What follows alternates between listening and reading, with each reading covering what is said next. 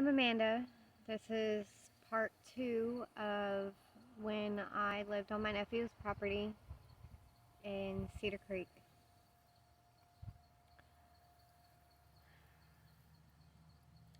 The first video was kind of a roundabout,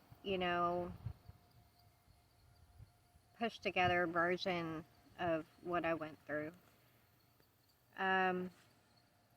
My nephew had land there in Texas and in Oklahoma, and he lived in Oklahoma, but he was in Texas every now and then.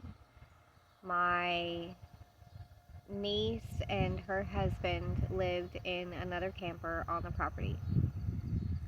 My other niece, my great niece, which was my nephew's stepdaughter, lived inside the house that was on the property, the trailer. Okay, now if you can follow from there. My camper did not have a refrigerator when I got it. All the electric and stuff worked, yes, but it didn't have a stove and it didn't have a refrigerator. So I had to use the refrigerator that was in the main house on the property, which was my nephew's, to store any food that I bought.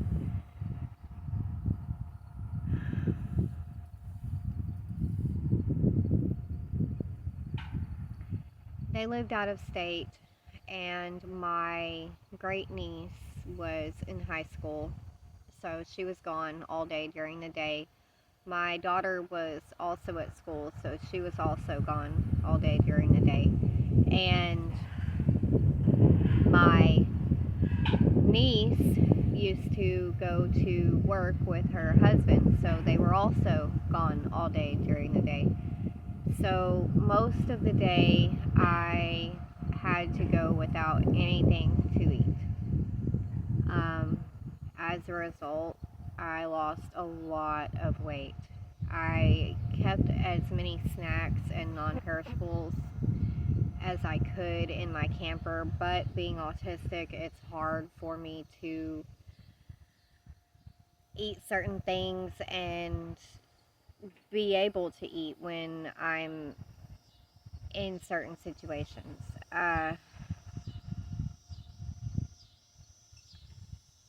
I remember one day it was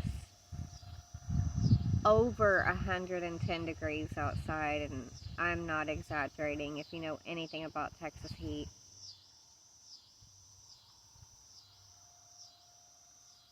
My nephew showed up and cut the breaker to my electric outside to the camper, mine and my niece's.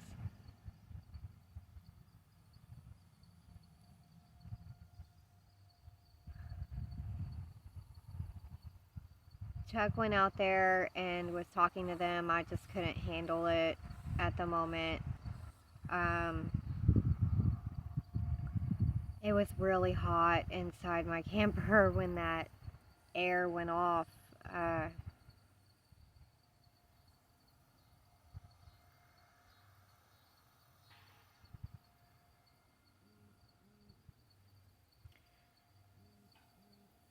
I was inside of a camper. The walls were very thin.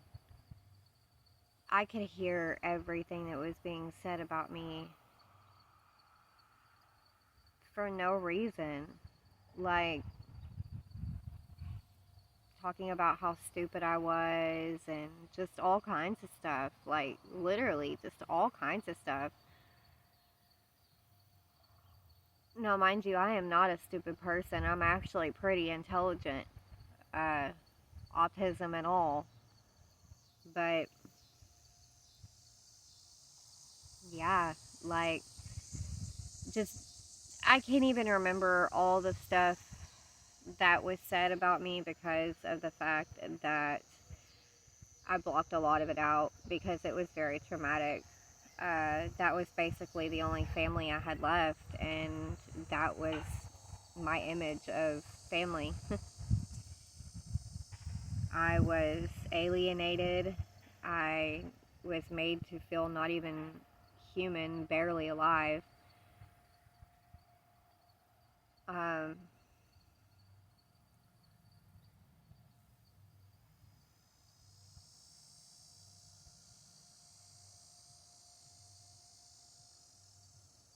I went through so much there.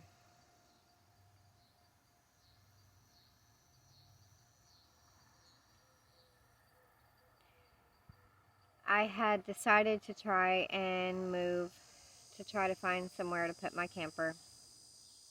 It was a fifth wheel and it was really hard to find any way to get it moved. Well, Chris had talked Chuck into staying on the property. Chuck is my only help. So if you're wondering why, yeah, that's Chuck's my help. Well, Chris had talked Chuck into staying on the property. And it was after the first, I had given Chuck a couple $100 to hand to Chris and Lori, and after they decided that we were staying. And then all of a sudden one morning, Chris shows up bright and early and says that we need to leave. We had nowhere to go. He said that he would have my camper removed off the property. He would sell it and have it removed.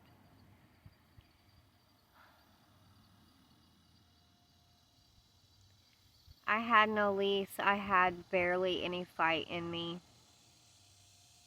I really did. I had barely any fight because I was just so worn down from the months of just emotional torture that I went through on that property.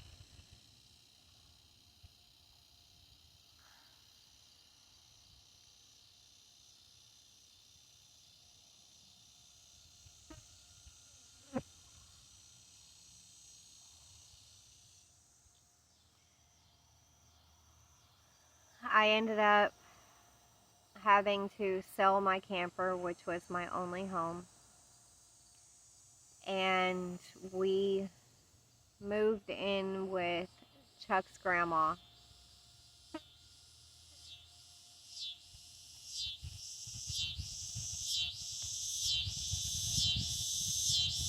Her and I get along occasionally, but she's got mental issues just like I do, and she is not always able to control her anger or anything. So we have had issues in the past. I'll leave it at that. At this time, we were getting along. Chuck and I had moved in with her again. We were still not together at this time. The only place that we had was one bedroom, and I mean tiny, tiny, tiny. There was a twin size mattress in there and enough room for a twin size air up mattress. Yeah.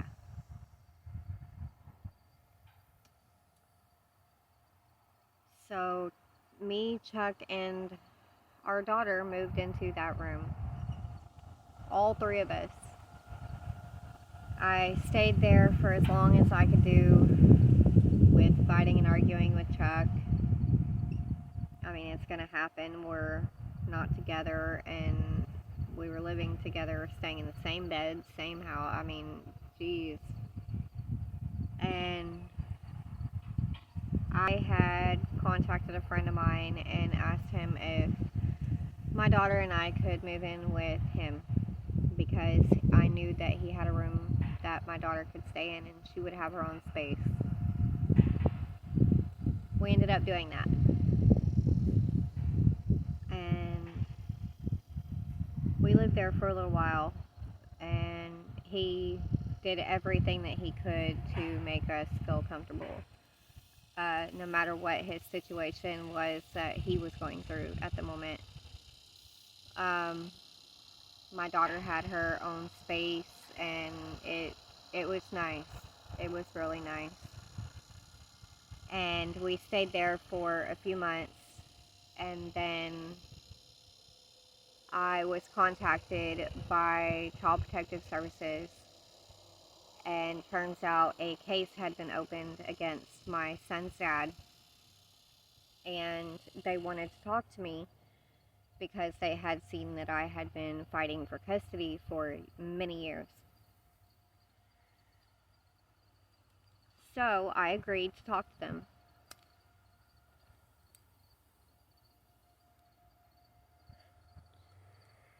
I told them that I didn't have my own place at the moment, and that I was trying to get my own place, but it was hard to do on just disability and being in Texas. So I met up with the case officer, and I also let him talk to my daughter, and they kept us in mind.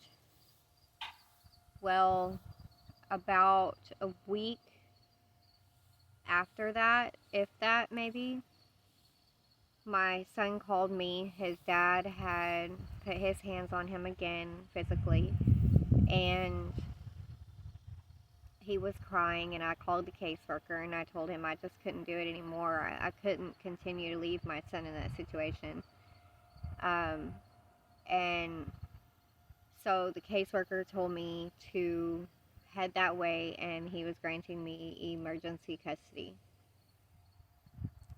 So me and Chuck, I called Chuck, and Chuck came and picked me up. I didn't have a vehicle at the time. And he took me to Emory, where I had to literally physically remove my child from this house that was there.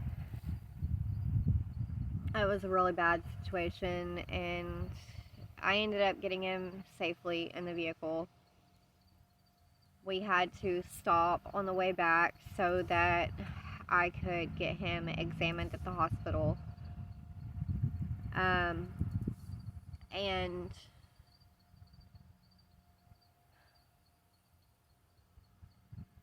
I was just thrown into this situation where I don't have a home. I have my daughter. I just got my son back. Brutal situation. Not the way that I wanted to get him back, but of course I wanted him back.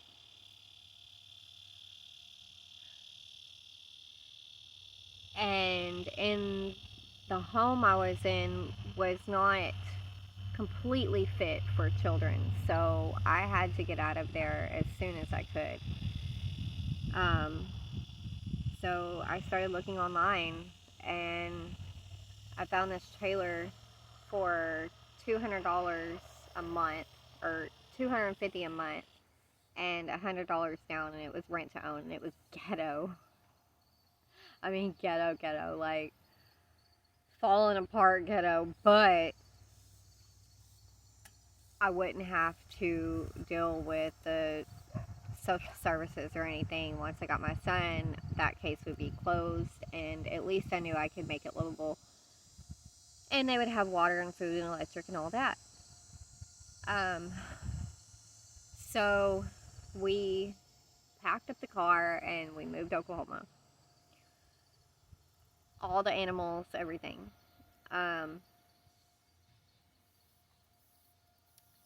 It was an adventure, and I'll talk about that a different time.